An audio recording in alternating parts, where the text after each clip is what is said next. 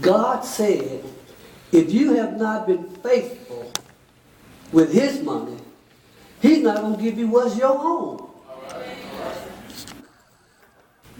How many of you, if you had a child that was 10 years old, and I gave you $100 to give to that child, who would give that child $100 at one time and say, go to the store and buy what you want?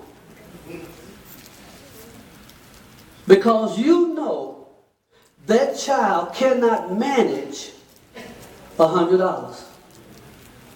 If you can't manage $7 an hour, why should God give you $15 an hour?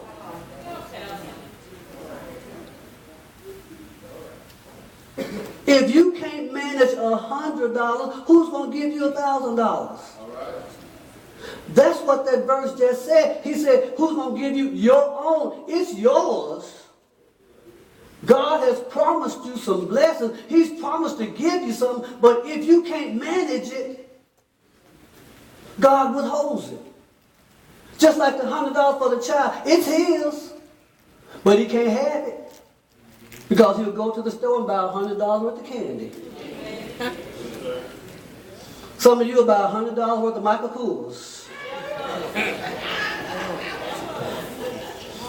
Some of you, what's those new ones they got now? Brahmins. Some of you will have 10 of them. One every color, one every day of the week. It's yours. The point is, God will not give you what you cannot manage. Amen. God has not lied about opening the windows. You might be paying your tithe and not getting the blessing. How are you managing the other 90? Maybe that's the problem. How you're managing the other 90, not the 10. God's going to give you enough, but you got to manage that other 90%. And you can't manage what you don't know. The first step in managing is to get a sheet of paper and to write down everything you owe. Every bill you owe, write it down. Gas, groceries, laundry, everything you spend money on, write it down. And when you write it all down, add it up. And then right next to it, write down how much is coming into your house a month, the total. And then look at the total that's going out and look at the total that's coming in. You can't manage if you don't know what you're managing. It don't matter whether you're single. It doesn't matter whether you're married. You need to manage.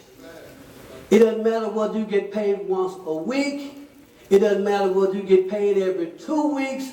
It don't matter if you get a check once a month. It does not matter. You still need to know exactly what you're spending on everything and how much is coming in. And at the top of that list, it ain't supposed to be tithing. Number one. If that's not at the top of your list, then don't even worry about it. It ain't going to work for you no way.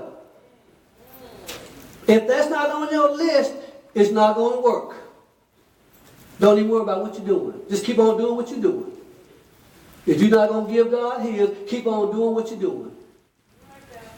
But you have got to know exactly where every cent is going and exactly how much is coming in. Deacon Reed taught us over and over and over again that when your outgo is more than your income, then your upkeep gonna be your downfall. That sounds funny, but that is so true. Deacon Reed has told us, he's told us this so much. When your outgo is more than your income, then your upkeep is your downfall. So you have got to start managing that 90%. And then once you see how much is coming in and how much is going out, then the next step is, how much can I save? You have got to save something every time you get paid. Whether you get paid every week, every 2 weeks, once a month, you have got to save something. If you start with just $5, keep saving that $5. If you save $25 a month for 10 years, you know how much money you'd have? You've got to say, we've got to stop spending everything we have. Spending all that we have buying things we don't need, trying to impress folks we don't like.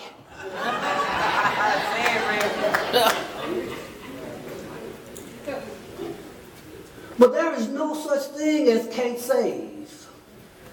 I remember the first time a man approached me and started talking about annuities. And I said, I can't save no money. I said, I live from payday to payday. He said, Alvin, he said, you've got it backwards. He said, it's not that you can't afford to save. He said, you can't afford not to save. And I went home and thought about what he said. And I thought about it. And he's right. You can't afford not to save. The reason some of us can't never get out the hole is because we're not saving nothing. And every time something comes up that's big, it wipes us out. Or we pull out that plastic. Pull out that little plastic card and go and charge it. But we've got to start saving something out of every time you get paid, save something. And if you have a hard time saving, the bank will do it for you. You got a checking account, just tell them each month move $10 into your savings account. And they'll do it automatically. You'll never see it. Because if it gets in your hand, it'll never get to the savings account. I know what I'm talking about. If it gets in your hand, it won't get to the savings. So let them do it. You know, some people say, I can't save. There was a woman named Osceola McCarty. She was born in 1908 in Hattiesburg, Mississippi. In the 6th grade, she dropped out of school because her mother got sick. You know, she became what was known as a washerwoman. And that's how she made her living. She took people's clothes to her house. And she washed them and ironed them and carried it back to the people. And she did that all her life. She died in 1999. And she never made more than $40 a week in her entire life. And when she died, she left $150,000 to the University of Mississippi so that black children could get an education and not drop out like she did. Don't tell me you can't save something. You can save something. You've got to save something out of every paycheck that you get. And if a husband and a wife really want to get their bills under control and really want to manage their money, put it together. I ain't got to get one amen on that. I mean, not one. Didn't get one.